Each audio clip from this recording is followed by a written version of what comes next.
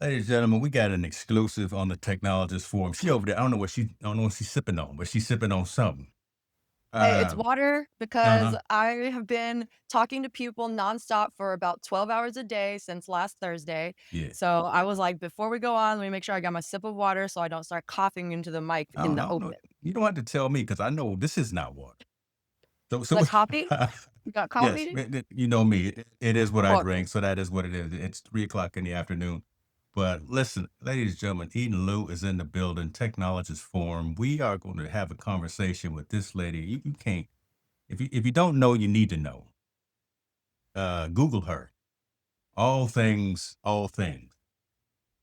from a content creation perspective, from knows every single K-pop group. I know a couple of them. Because my brother-in-law Okay. has me wrapped into some of them as well. So he and Oh, which his ones? Which ones? Let's hear them. well, it's not the BTS one. It's another one. There's a Oh, couple of okay. they had me singing the songs and trying to do the dances. I'm 56 years Oh, old. I what? can't I Yes, you can. Oh my God. I am mad I wasn't in the room for that. I we'll talk am about it. upset. I'll send you Yeah. some personal family videos so you can see it. I know what you're talking about. I know what you're getting into. But we're not gonna get in that. We're gonna stay locked in. We're gonna stay focused. Um, 35,000 foot level. Everybody here knows you as family. But again, tell us again the 35,000 foot level elevator pitch. Who is Eden Lou, if you don't mind? I'm Eden Lu oh, and my lights just went off because usually I'm signing off at this time, and so I will turn Oh, them back on I love quickly. live. I love It's live. it's it's that, automatic light that tells me, "Eden," it turns off because it's like, if you're still in the office at 6 PM, it means you should have already signed off. So, but I am giving your show the exclusive because you're one of the few people that I will stay at the computer at for after 5 PM. And I'm Eden Liu. I am known for being Eden at Camo, but I'm all over the internet in different ways. I do educational content for Camo YouTube channel where I host office hours live streams. I make our update videos, our content tutorials, and I show you how to use the app. I'm very entrenched in the creator economy, very familiar with all creator tools, be it software or hardware. And how did I learn how to use all these creators tools? Well, I have a K-pop burner account channel where I taught myself how to do all a bunch of fun editing with all the tools out there. It's my way of making testing creator tools fun. So that's sort of my 3 sentence elevator pitch for where you might find me on the internet. And if you knew me from back in the day, I may or may not have used to done some basketball podcasting as well. Gangster. So Yeah, I told you, y'all better Google. Y'all better know. Y'all better know. And you didn't say nothing about the little Pikachu at the bottom of the screen. It's everything. Did you miss it? Come on I now. did. I did. The Pikachu. Yes, I go by Pikachu Lou. That is where most of y'all will be able to find me because I grew up in an era where the internet was a dangerous place and we didn't put our real name out on the internet until I got a job in tech and then it was unavoidable. But I was just Pikachu Lou online for the longest time. Nobody knew my government name, but when you work in tech, it's you got to put yourself out there and to be honest, when you put yourself out there, that's where you make real connections and you can find opportunities. So it's all Mm, about balance and being able to find your personal boundaries for what you're comfortable with. my goodness, ladies and gentlemen, it's almost like we planned this, but Eden is coming with the run of show like you have no idea, because that's a perfect segue. I want to talk, and I told her before the show, when we want to talk about the good, the bad, and the ugly of technology conferences, primarily TwitchCon, because you just got back from TwitchCon. Let's let's start with the good. Let's start with what is TwitchCon? Who's it for? Where was it? And kind All of right. your overall experience of the event. Yeah, let's start with the good. Let's start with the positive. Um, TwitchCon is in sunny San Diego, beautiful weather. Being in New York, got to go to where the weather is nice and perfect for 5 whole days. It was amazing. TwitchCon is for mostly Twitch creators. Twitch is a streaming platform that started out as mostly game streaming, but it has evolved so much more since then. Largely variety and IRL, actually. IRL streaming these days are bigger than it seems bigger than ever on Twitch, and that was definitely something you noticed from being at TwitchCon this year. Um, TwitchCon is different than any other conference I go to, if I'm being honest, and I've been to your Vid Summits, I've been to your VidCons, I've been to your NABs. I haven't been to CES yet, but James is Come gonna take on. me one of these days. So it's I the Twitch vibe is, I would say, people take more creative risks on Twitch, I feel, than any other platform. And that also might have to do with my personal perspective as someone that creates educational content on YouTube. It's, I am very much in like I watch a lot of tutorials. I'm watching James, I'm watching Mary Lou, I'm watching Doc Rock. So maybe it's more like my algorithm feeds me a lot more of like the educational content when it comes to creating content. But Twitch, I feel like, it's really hard to describe in one word because it's all over the place. A lot of artists though, like people like VTubing also, very big Okay. presence this year. I just actually just did another LinkedIn post about VTubing and sort of like the platform split of like more people watch VTubing on YouTube, but there are way more VTubing channels on Twitch. So So I hate to interrupt you, but I understand, and a lot of the community knows, but I hate to make an assumption. If you could explain what VTubing is. No, thank you for asking because I'm so entrenched in this culture that sometimes I forget that I'm using jargon that some people may not know. So VTubing is a special type of live streaming. It is usually live streaming because you're doing direct interaction with your audience. But for example, if I was a VTuber, you would see an avatar of me being presenting these thoughts right now. And that avatar of me, it's not just an avatar though. It is a whole like VTubing model that learns my gestures, that seems to be mimicking like my the way I lean when I talk. Mhm. Or it's a whole like niche of create content creation that I'm honestly just I learned so much about it this weekend. That's sort of the top level though. I would definitely recommend everyone to do their own research when it comes to VTubing because I'm still learning about it myself. I think it is really cool though. I got to interact with live VTubers that were at the conference. They had like these like iPad or I'm not sure what kind of tablet rigs that were essentially remote controlling through the conference, and you could talk directly to the VTuber that was on the other side of the world getting to attend the conference through VTubing technology. That is cool. It's very cool, and it's a niche that I'm really starting to learn more about, and you should follow me on LinkedIn because I just made a post that shared some really interesting stats on VTubing and the streaming landscape. So, Eat it with yeah. the with the plug right there for LinkedIn. I'm definitely gonna put Hey. a link to your LinkedIn profile in the description so folks know where to find you. But you think about it. So let's get back to the VTube thing just real quick. Yeah. I have noticed that there are more folks overseas as opposed to the United States that have Yep. kind of jumped the shark and are taking advantage of that new technology as opposed to here in the US. Did you see that as well while you were at the conference? Yeah, to be honest, most of the VTubers that I interacted with, like I could tell English was not their first language. Mm, Like mhm. like VTubing, I want to say it originated in Japan. Like that's definitely where it gained Probably. its popularity. And the top three, I call it the VTubing big three, um, is I believe are all Japanese VTubers.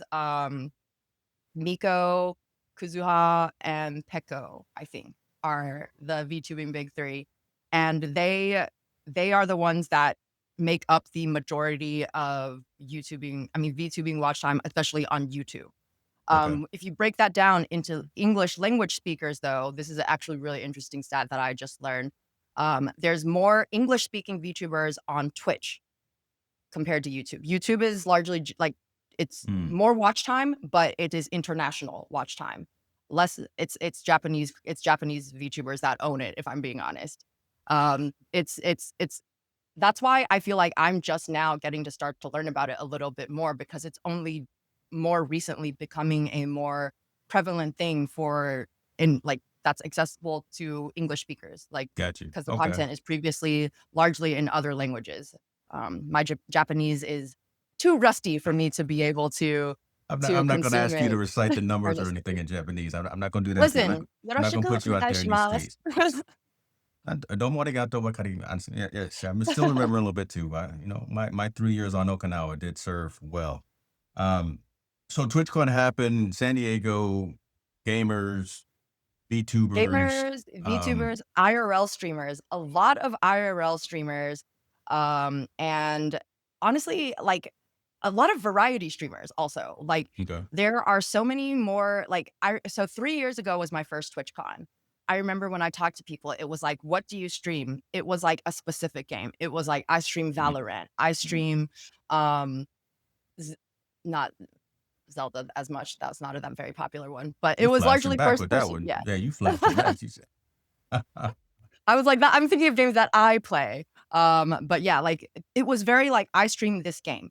But in the last couple of years, as I talk to creators, more and more creators are diversifying their content. They're saying like so many people do a variety of games. Some of them do like a lot of first person shooters. Some people do um cozy games, but like it's rarely did I run into any streamers that was like, I only do one type of game and I only do one type of content. It's really cool that to see that a lot of creators are diversifying their content and they're diversifying their platforms too. Like Twitch, even though it's Mhm. called TwitchCon, Twitch might be their primary platform, but in 2025, it is unrealistic to exist only on one platform anymore. And we are really I really like it was really noticeable when talking to creators on site is nobody is just on Twitch anymore. That's interesting. So everyone realizes that they cannot all be Kai Cenat and just live on Twitch. They've got to diversify. So that's a good takeaway from that perspective. So conference happened. That's the audience. You were there in representation of your corporate entity. Shouts out to Camo, ladies and gentlemen. If you don't That's know right. about re-incubating, if you don't know about Camo, again, get to know, get to know. I wore my shirt that I definitely didn't already wear to the conference. I just thought I'd bring the conference vibes to the show by wearing my camo shirt. We family here. You camoed out. I'm diversified out. So that's what we That's do. right. I did notice the shirt and That's what we do. I love it. Uh, Yeah, I was there on behalf of Camo. I went mostly to document the conference. I really challenged myself by wanting to flip live content while I am out at the event rather than waiting until I get home to share takeaways and edit videos. I was really focused on turning around content during while I was there, and I'm pretty happy with what I came up with. I did like little vlogs on like day 0, day 1, and day 2. Day 3, I failed because my voice ran out and my brain was dead by the time I was done interacting with people, but that's okay because I put out content. I put out content right when I got home, and I put out more content today. So, Eden does her job, ladies and gentlemen. So if there's some leadership at Reincubate that's listening right now, next time performance reviews are due, you can use this as a clip for oh, definitely I'm getting going that. to. I'm putting this right into my performance review meeting. Have him call me. Have him call. We'll work on something.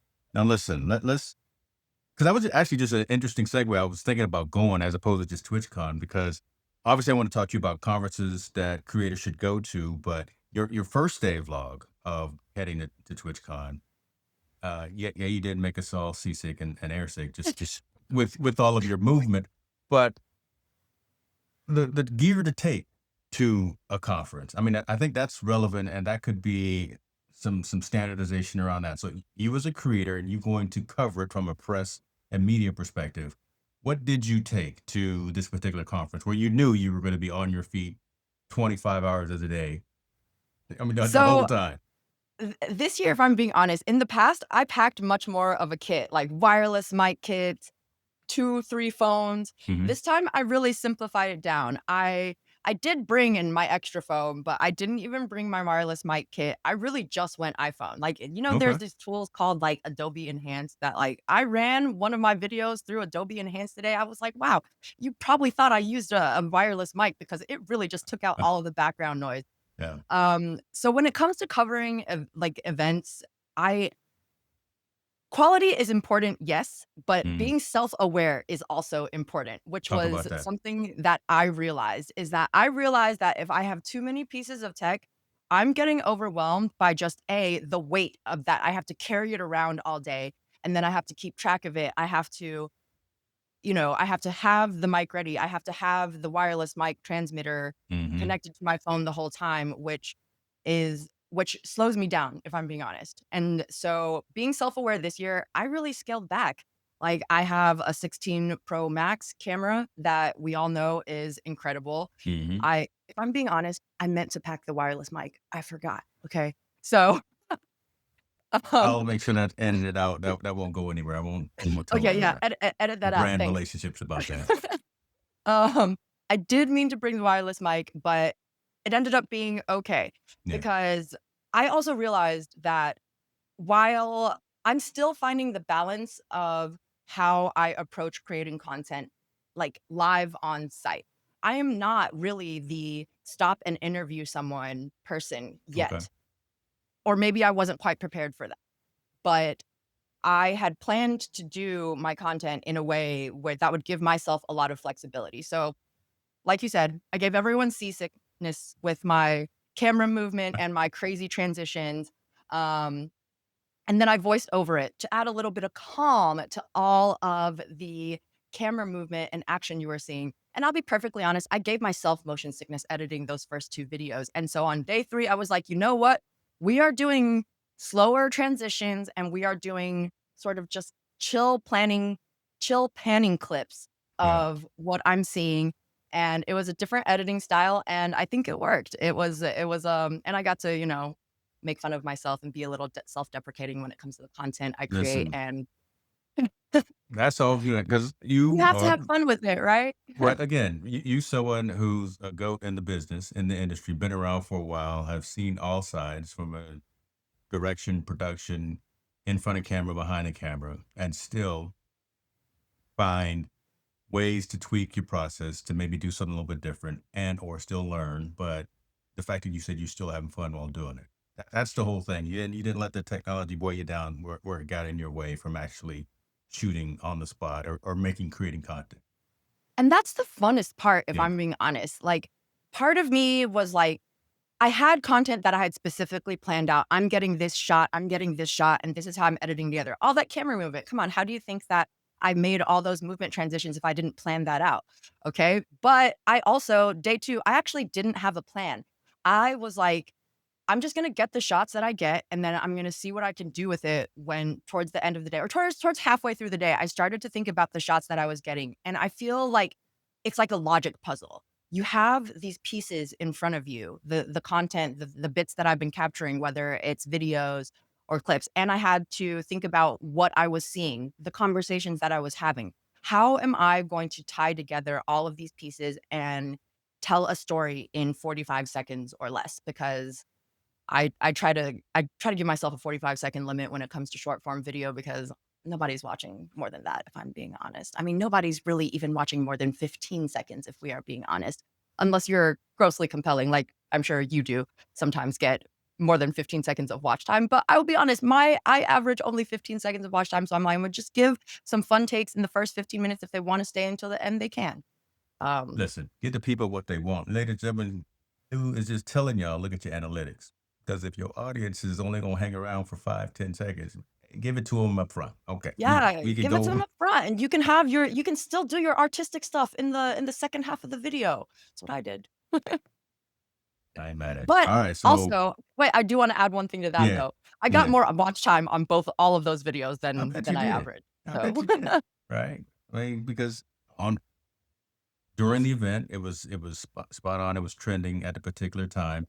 And then so now we'll go to the other side. So that was the good, and we'll mix the bad and the ugly, unfortunately, because you wrote a very compelling piece again back to your LinkedIn post that you wrote about.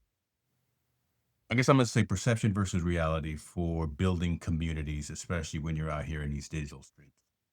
When you put yourself out there and you expose the world to you and you're telling your stories, you're educating, you're entertaining, you're doing whatever the case may be, you're going to get folks that are going to be to the extreme sometime. It's yes, just going to always. happen. It's There's just it's there's just going to happen. always yeah, there's always extremes, and So, to give a little bit of context, my launch point of why I started to think about the boundaries between creators and viewers and the parasocial relationships that develop Mhm, between creators and viewers. And honestly, this goes beyond just live streaming and content creation. This is a much more macro picture. Like, if you think about it, athletes, K-pop artists that I love so much, mhm, like all celebrities these days essentially are a creator, and live streaming and technology these days have allowed so much more access between you and the people's whose content you consume. So if you weren't online over the weekend, you might have missed out on the hearing this terrible thing that happened at the conference, which is Twitch's top female creator, Emiru, cosplayer, was assaulted at her own meet and greet. Like, yeah, she was someone just walked up, wasn't in line. They walk up through security. He just grabs her and he tries to kiss her. Like, I was the first time I actually I want to start by saying I was at the conference and I had no idea that this happened. I had no idea that this happened until I was at an industry event on Saturday night and a friend told me about it. He was like, "Yo, it's all over social media." And I was like, "Oh, I'm being present at the event. I'm not on social media." Being at the event, I had no idea that this happened. Like, that's crazy to think yeah, about. But, like, seeing the clip, honestly, that's super scary. Like, I am a female creator. Um, I know what it is like to have someone that you do not want just come up to you, bear hug you, and, like, the dude tried to kiss her. Like, it's yeah. terrifying. Like, it's it's really, really scary, but and luckily, she had someone eventually step in. It wasn't so there was a lot of layers to it. Please go read the internet commentary because, Because we uh can talk about, security and yeah. why there was a lapse in security. How Yes. does he even get up I was there? like, that's That's a a whole other can of yeah, worms, that you should do your own research on because there's a lot of layers to it, and there's, yeah, there's a lot of layers to it, and let's just say that a lot could let me just say that I believe that this could have been prevented entirely. yeah. Eh yeah. So let's go down this rabbit hole again, and I don't want to make it uncomfortable. But I think this is a realistic conversation for a lot of the topics that I focus on social impact, because this Yeah. could have been a lot worse as well. In Yes. today's world, in today's climate, man could have had more malice Yeah. in mind and could have done something to her, could have done something to the entire venue. Yeah. How does this make you feel as you go out to do various events? Because again, you're out there in these streets and in these digital Yeah. streets creating content and you're building communities in various aspects. Folks see you when you walk up to them or when they walk up to you and they see you in the conference halls. Yeah. Does this put up a bigger barrier for you? Does Oh, this make you yeah. more reluctant to even having Absolutely. conversations? Talk about that a little bit. Absolutely. Like I'll be honest. Okay, let me start by saying though, I'm very lucky that the people that I have connected with through Camo and my Camo community, it's a small community, it's very chill.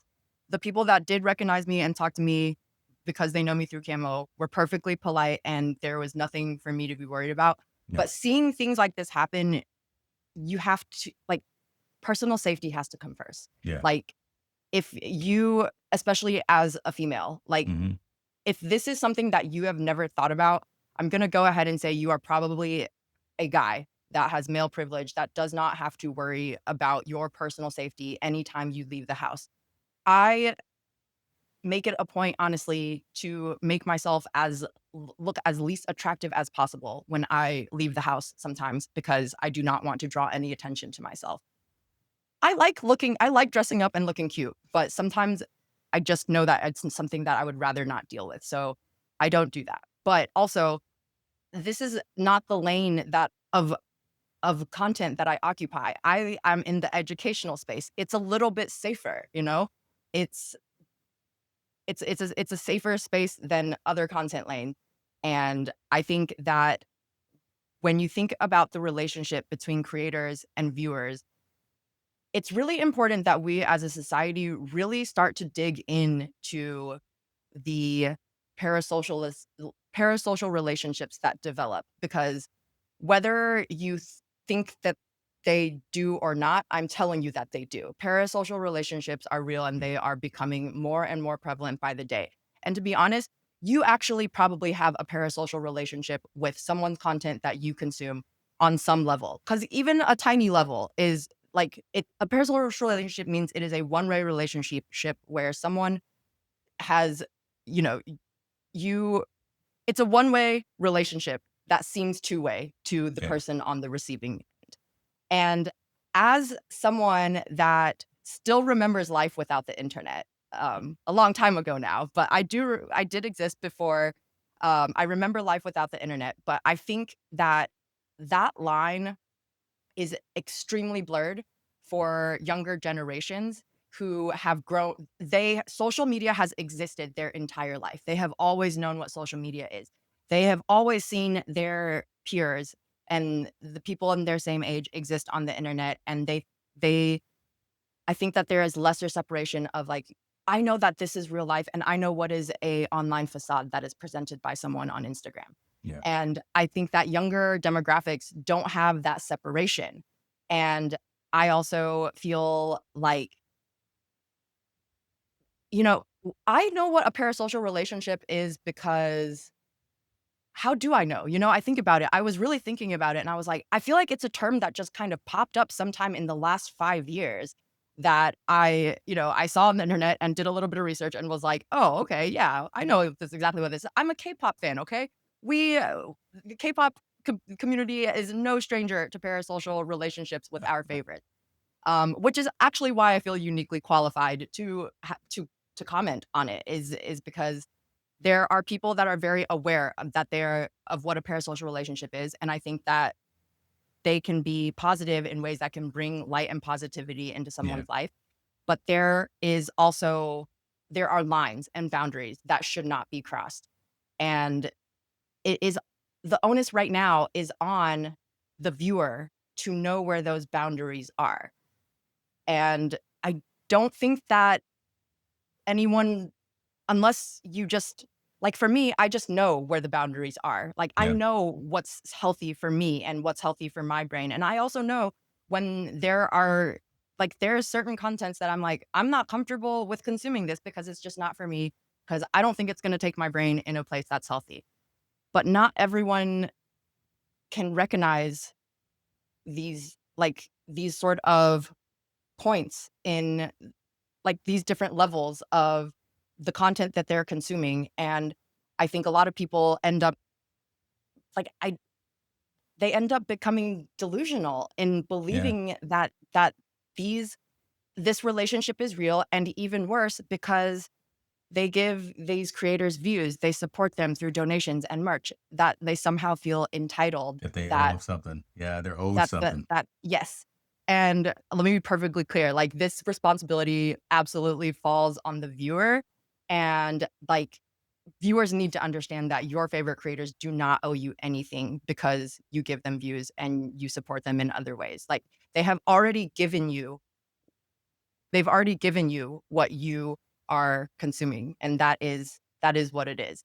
And when there are conferences like TwitchCon that blur the lines even more by presenting these creators in, like, situations where they're meeting with their fans, sometimes things like this happen that really shouldn't have because there were guardrails that could have been put in place to prevent this from happening to begin with. Um, Mm. we talked about the security part, but I kind of wanna talk about, like, as a society, like, where are the guardrails and where is the education? Because it doesn't exist right now. It Yeah. doesn't exist. Yeah. Like, That's the meat behind it right there. So I'm glad you want to talk about that because I want to challenge you on one statement, and I didn't mean to interrupt, but I want to challenge you on one statement. You said all of that the onus is on the viewer. yeah. And I agree with that. I agree with that to an extent, but the onus is also on us as the creators, as the ones that are out there putting ourselves out there to the community, I believe, Just draw to boundaries. to actually specify what those boundaries are Boundaries are. Yes. instead of assuming. That's fair. Right, I and think it's that's almost fair. like Yeah. a policy statement that we all have on our blogs for working with brand relationships and brand partners, right? I'm gonna give you an Yeah. unbiased review of this. This is the expectation that you should Yeah. have of me as the creator, as the one providing this content. So it's a two-way street, but I agree with you, but you said that there is onus on the viewer. And I think the Yes. reason, in my opinion, the reason that you say that, that's really a maturation thing. That's because you, again, you've been out there, you've seen both sides of it from the front of the camera, the back. You've seen all these aspects, and it's not just creation. It's Yeah. just anyone who's out there in the public eye. But it's Yeah.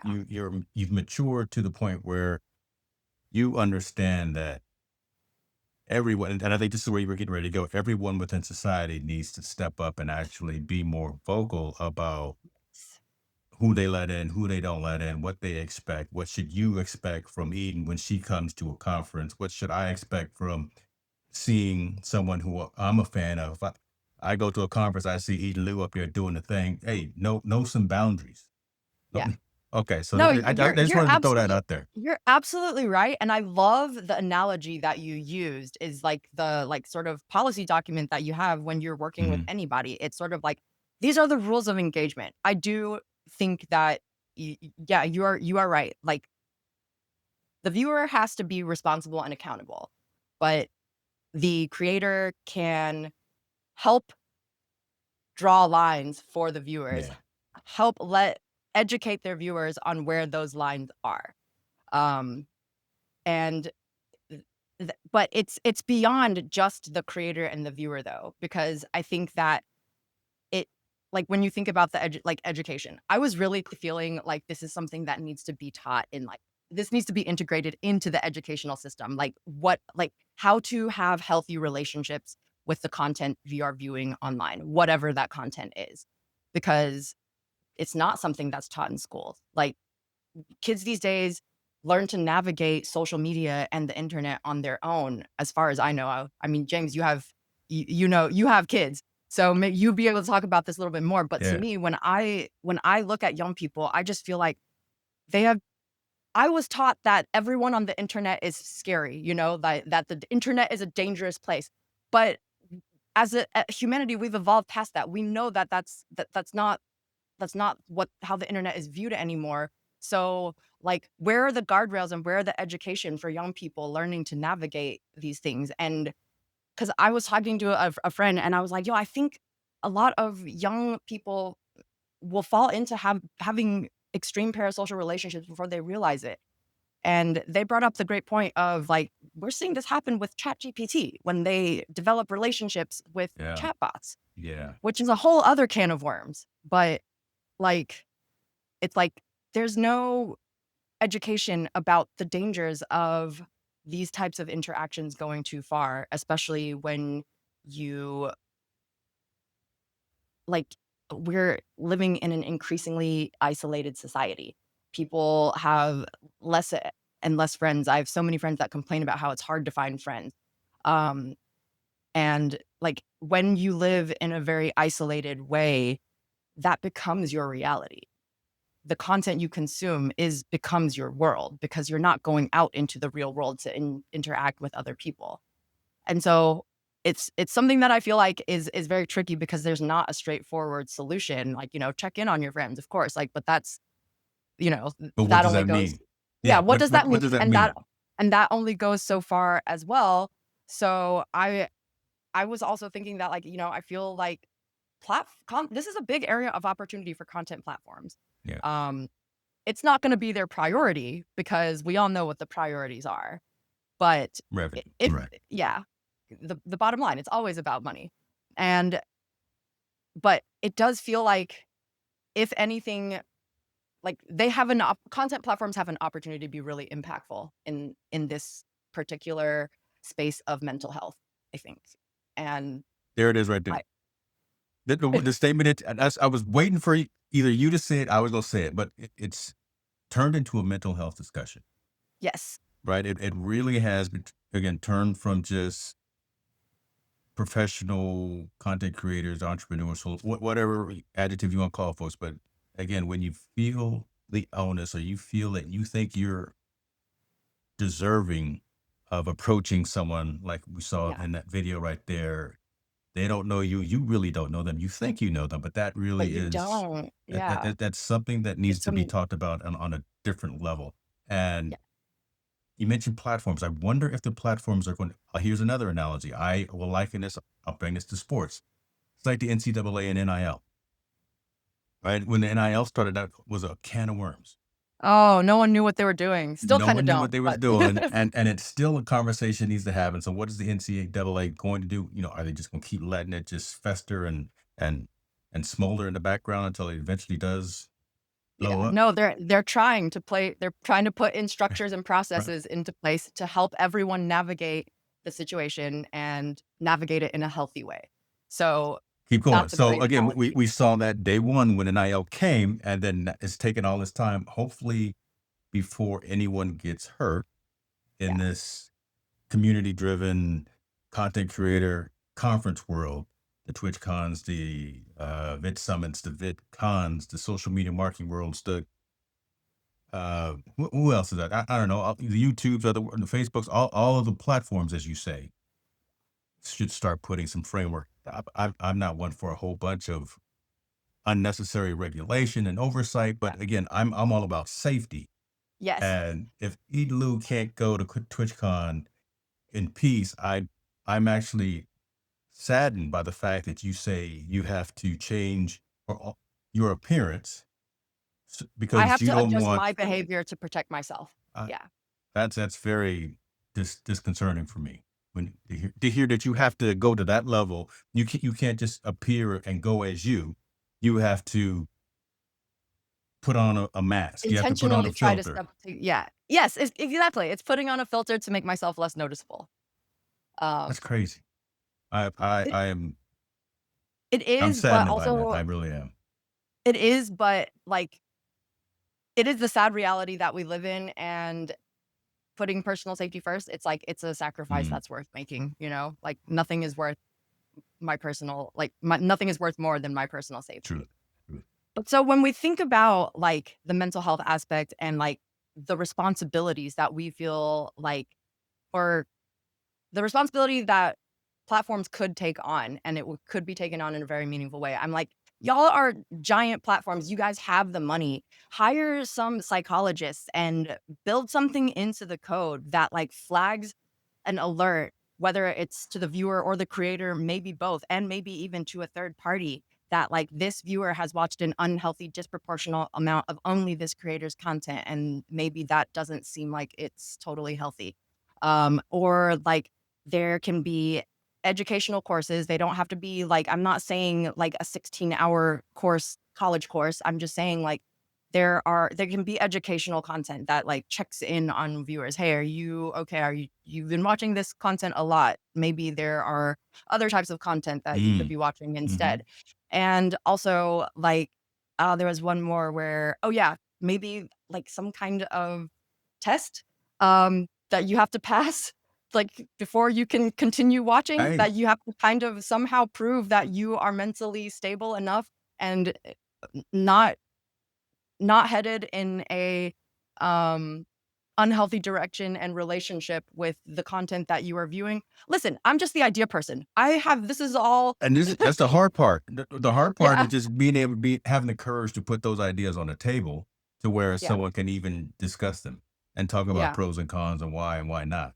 That Because you've already I know started these doing the things hard I'm part. throwing out maybe are not super realistic, but I'm just thinking of like baby steps. What Yeah. are any Yeah. steps that we can take as a society? Yeah. Because I do think that this is something that can be mitigated. It can be prevented, but the resources have to be there. Like it, just like I said, like not everyone has the self awareness to learn where the lines are on their own, especially younger demographics that like Mm. the lines between online and offline are so blurred that I can't even understand how they exist. I'm too old. Anyway. um, but like this is what I'm saying though, like tech giants hire some psychologists to for advising roles on this. Like I'm not a trained psychologist. I just have done a lot of work on myself. So and I know that what the benefits of doing work on yourself and your mental health, like Mhm. how it can be Yes. really impactful and like help you have healthy real relationships with everything, every people, all people and items in your life and the content you consume. Like it's, I just like that thing. Everyone needs to go to therapy, but Listen, so how can content platforms I got the apps on integrate my phone therapy? too, so I'm not don't Yeah. typically we can talk that as well. First, before we continue, I do want to acknowledge and say appreciate for the transparency just in this conversation because I knew this was going to be a challenging conversation, right? Because it starts to hit home a little bit because again, you were physically there, you're personally affected by it. I see it and think about again social impact of actions a lot. So and it's one of those uncomfortable conversations that we got to get comfortable having. It's it's absolutely what it is. Like I didn't, I'm not the most comfortable sharing that. Like, yeah, I've had people be way too comfortable with me when I've met them in person. It's happened. Like, luckily not in too bad of ways, but like, yo, that hug does not need to last that long sometimes, or ever. Like they're my personal boundaries with what I'm comfortable lines have been crossed before. So I know it like I and it's just really scary as a female, sometimes to exist on the internet and know that you also have to exist in real life. Yeah, So it's it's about talking about it though. That's got to just like talk it's about it. just what you were saying. It's about talking about it. It's about sharing these experiences. And I'll be perfectly honest, I believe that the people that overstepped, they did not know that they were. But also, I didn't strongly set boundaries either. Mm, Like, so yeah, like we learn from our experiences and we learn by sharing our experiences and talking about them. So thank you for having me on definitely, to talk about it. definitely. Have you has Emiru responded to this? Have you watched anything that she's put out since then? Has she made a Yeah. statement or a comment? Oh yeah, she Okay, has. It's she's I mean, she made a great statement. Like okay, she's and so I do think that this creator has done a very good job of setting boundaries. okay. It's just that it's actually one of my friends, Caleb, who commented on my post that he said something that it was poignant that there are always going to be people that act in nefarious ways, no matter, Yeah. what boundaries are set. Or, like you're not going to be able to like the the idea is that it's a social contract. This is the boundary that I have Mm. set, and as the viewer, you should respect it. But we all know that just like there's always that one bad egg, that ruins it for everyone else. And so, like, it's just sadly the world that we live in is like it's not everyone plays by the rules. And But we don't have to settle. Sadly, it is the world. We don't have to settle, and the fact that we have these yes, types of conversations, we can help spur about change. And it may have to be grassroots. It may have to yeah, be us here on the Technologist Forum pushing this out and starting our own lobby or whatever the case may be, reaching out to the individual platforms to say, what are you doing to make sure X, Y, and Z, whatever, doesn't happen again, or some yeah. better contingencies? I can guarantee you that there's going to be barricades. There's going to be barbed wire. There's going to be Oh full. yeah. It's not going to happen again. It's not going to It's not happen it next it time. it better not. It better So not. they've learned, and again, it wasn't, and nobody was harmed physically, right?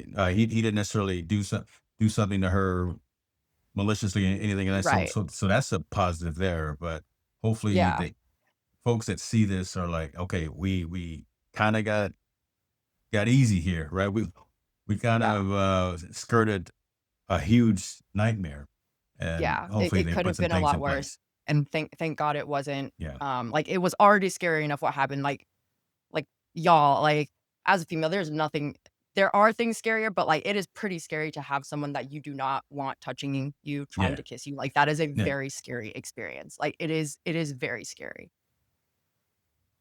All right. So that's man, that was good, bad, ugly. That was all the things. Let's kind of get to neutral, I guess. And again, appreciate you for that. Alright. And I know in the comments there's going to be a lot of folks, hopefully that are brave enough to want to chime in, give us some I ideas hope as that well, yeah, right? this is a conversation that we need more input on. I wanna Yeah, hear everyone's thoughts.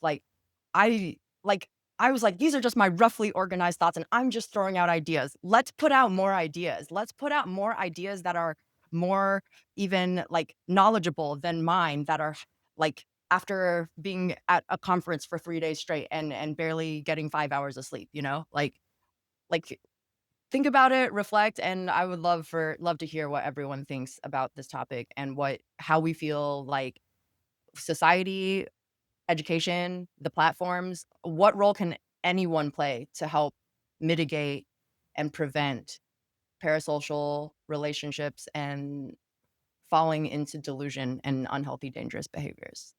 Everyone should be thinking about it because this Think affects all about of it. us. This affects all of Everyone. us. It is not just one demographic, whatever. Again, I went to No. link to your LinkedIn, and I'm loving the comments.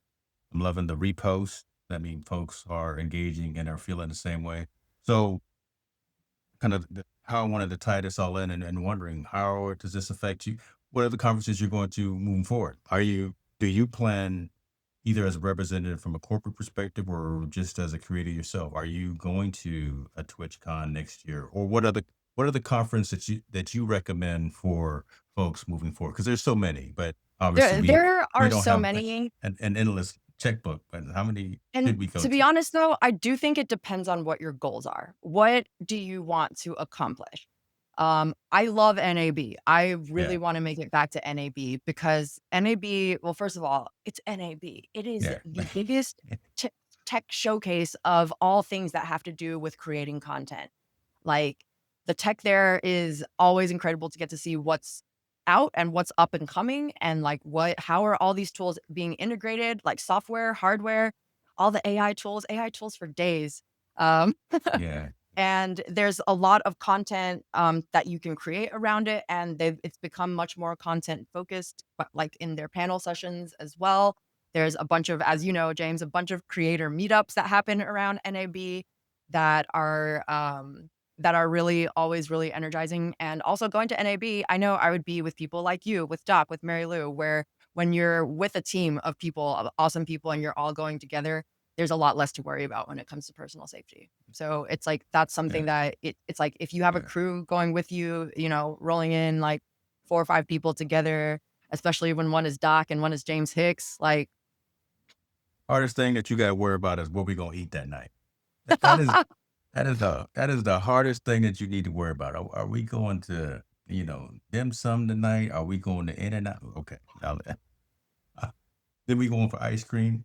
ice That's cream. I was like, we gotta get the ice yeah. cream. We gotta That's get the the ice biggest cream. discussion that you have to make. Okay, so NAB number one for you. Yeah. It's number two for me, but Okay. it's still this. It's high because of the same reasons that you gave, right? Everything that's there from the technology perspective, the folks that you get to run into and that you get to see. I'm going to put, I'm the CES guy, so I've been going to CES for over a decade. That's kind of mine because Yeah. it's a lot of Oh, I futures. gotta make it to You CES. got to come through. You got to. I'll put you on the squad and I'll put you to work though. But you can definitely come through. It's very similar. Yeah. It's much larger because it's the entire Yeah. Vegas atmosphere, but Oh, yeah. it's everything on the consumer side for folks who are not sure. So consumer electronics show, and it's everything from the Sonys, the Samsungs, the Panasonics, the stuff for the house, the computer, the car. It's everything. What's your second one that you think is big? Let's just go down to our top three because I've got my top three. Now you weren't ready for this. I'm throwing this out of So left field. But what's your second biggest it's conference? kind of comparable to your number one, which is I'm trying to go back to Computex in Taiwan. Gangsta. See, look, ladies and gentlemen, eating Lou over here with stamps and the passports. He trying to go. Yeah, I'm not just thinking domestically. I gotta represent for Taiwan, and I don't know if yeah, I'm sure y'all may have heard of like, I don't know, this thing about basically like all the chips that anything runs on being from Taiwan. There's that. And it's Computex has become one of the especially AI events of the year. And we are like still, I mean, come on, when was the last day you can remember that you went by without hearing anything about AI or seeing a new AI feature? Because I bet you can't. I bet you Okay, can't. okay, You all day, can't. every day, all Yeah. day, So every. Okay, Computex is is back is back up and being like sort of revived as the big AI event of the year. So like, and there's a lot of stuff being showcased. It's in Taiwan. Taiwan is an incredible place to be, and I also like to challenge myself in my Chinese skills and trying to I need to learn more tech terminology in Chinese if I'm being honest, because I can get by with in everyday conversations, but once they start throwing out those niche tech terms, I'm like, wow, You're like, I'm wait a pretty sure minute. I know what you're talking about, but I don't actually know which feature you're specifically talking about because I haven't studied that vocabulary. I haven't had the chance to study that vocabulary yet, but Yeah, well, you need to get there. Okay, so when is it again here? Let's it's usually in June. there Yeah, it is, June June. 2nd to the 5th. Yeah. Oh, that humidity though. So you need to you need to like put some time in front and time back in the back too, so you don't have to worry about Oh, of jet course. lag, and so you can do the And visitor like, thing. yeah, go to all the night markets, eat all the good food. Yeah, Taiwan's awesome. Oh, Public Jensen's public gonna be transit's there. great. Well, of course, Jensen's Always, gonna be there. always, come I don't even on. know. It didn't even sound right when I said it out of my mouth. Of course, he's gonna be there. They Okay, yeah. schedule the event around Jensen, okay? All right, that's dope. That's real dope. Yeah, when I went to Computex 2 years ago, like, just, everyone's there. Like, it was my first time going to an overseas event, and it really opened my eyes. Like, different countries do events differently, man. Like, True. True. it's really cool to get to experience just, like, how a different culture experiences putting on an event and, like, just, like, the interactions and the vibes are just completely different. The way things are being showcased. I do also remember though, it was kind of funny being at Computex 2 years ago. I'll be interested to see if it's changed at all. A lot of the AI features being shown, there was like, "Not quite ready yet," but It's early beta. Is somewhere right. between alpha and beta. It's not completely Yeah. ready, but Well, if you want working to in tech, it's join, like yeah, this. We understand. We understand. if you want to contribute to the founding and the development, we will definitely allow you to do that. Okay, okay. So those two, that's dope. I'm gonna keep an eye on that. So my first one CS, my second one was an AB, but Okay. mine's a toss up. I haven't been to Vid Summit, and I think I need to go to Vid Summit. Okay. I just now I don't want to put myself out there. I got something I would say, but there's some personality things with some of the. Oh, I'm not okay, going. Okay, okay. I'm not even going to go there. I'll just leave it at that.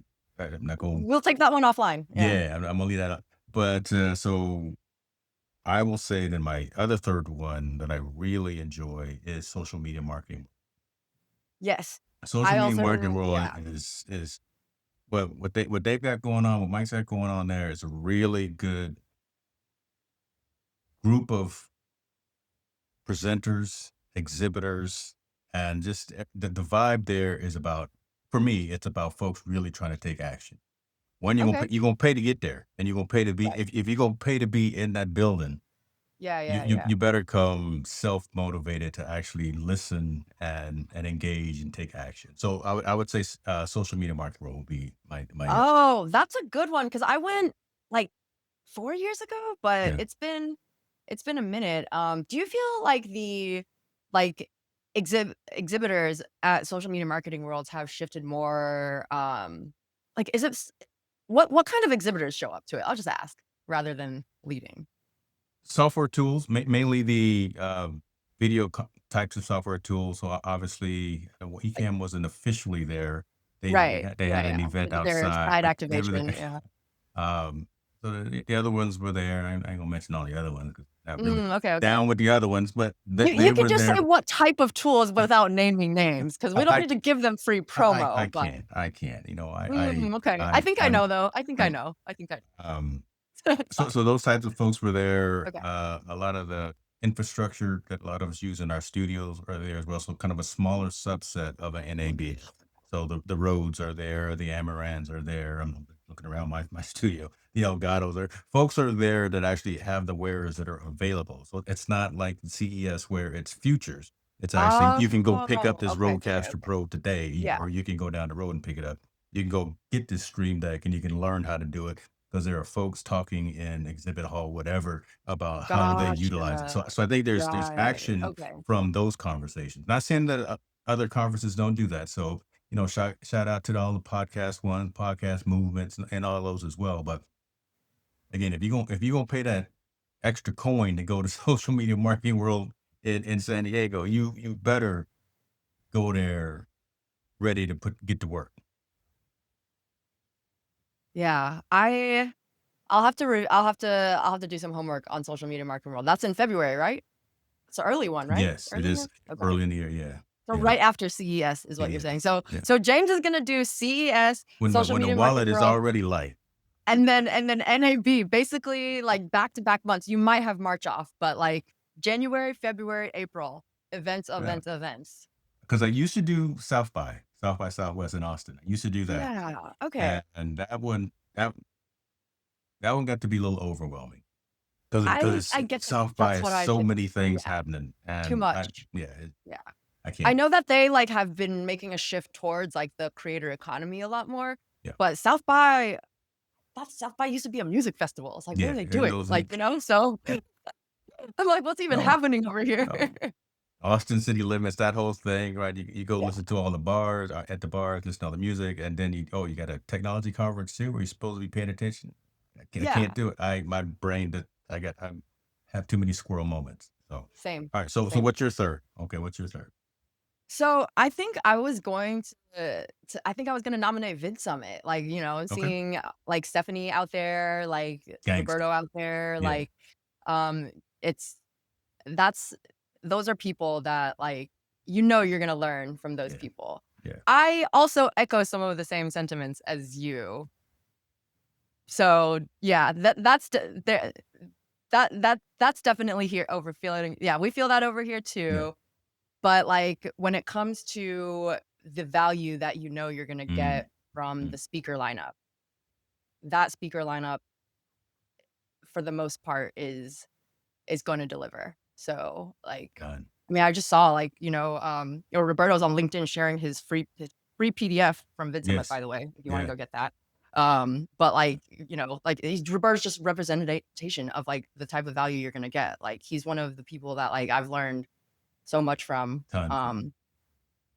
Yeah, like, and so it just feels like it feels like it has kind of become like like, who's who also of that sort of It's our space. people. It's our Yeah, people. Okay. yeah, There we go. So there we it can is. leave it there, We're yeah.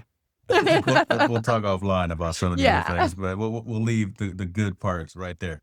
Listen, Eden, I appreciate you, my friend. I wanted the Pikachu exclusive, ladies and gentlemen, on Yeah. TwitchCon, and like I said, we talked about good, bad, and the ugly, and hopefully there's some I wanna action. add just one Yeah, more little note though on TwitchCon. I do have to say overall, honestly though, like, getting the vibes a lot of weird stuff happened. Edit that you can out, say sorry. it. You better Oh, talk oh, to okay. him. Yeah. Speak the But, like truth. but, like, also, there are really great people and really awesome creators there as well. Like, I got to see some really insanely cool cosplay outfits. I actually feel like a bit of an idiot because, like, one of the people I got a really awesome shot of their solo leveling cosplay. They're actually, like, a huge cosplayer, and I had, like, no idea who they were, and then, like, I found out later, and I'm like, "Oh my god, I was that moron that just walked up to them You and like, missed 'Hey, it. can I take a cool picture of your can I take a picture of your cool outfit?'" Like, I was that person. I found that out later. I'm sorry. I'm sorry I was so awkward. But thank you for giving me your time. But overall, like honestly, the creativity is really awesome to see. The different types of content, the vibes were mostly on point, and getting to see all of my industry friends at Stream Element, Delgado, like getting to hang Mm, out with people that we do partnership campaigns with in person. Like it. Like I love in-person events because you get to hang out with the people that you only see 2 or 3 times a year at events, and it's like even I feel like there's like with conferences, it's like, oh, sometimes there's one event where you just barely waved at each other, but then like you have a coffee at the next one, but then at the third one, you're all of a sudden best friends, right? yeah, Like there's yeah. that natural evolution. Yeah, I got to run into yeah, it's just really really cool getting to hang out with people in person. I love it. So I love it. Appreciate that. And yeah, it is true. There's typically more higher percentage of the good, but we still need to have a yeah. I conversation was to like, be we needed aware to end of on a some of the other positive stuff. note. Yeah. We went heavy, so I was like, we need to end on Yeah, something light. lighten it a little bit, lighten it a little bit. I didn't ask you about your fantasy, sports yet, but we can do that later as well. We're gonna make it completely, Oh, I feel good about lighter. my draft this year, even with the You 12th pick. you're not ready. Listen, we can stay for another couple hours. I won't do that to you. I won't do that to you. It'll appreciate you, my friend. Go rest, go do your thing. Thank you for your coverage. Thank you for everything that you do for the creator economy. Shouts out to Reincubate. Shouts out to Camo. Ladies and gentlemen, Pikachu Lou is in the building. Later, my Thank you friend. so much for having me. You got it.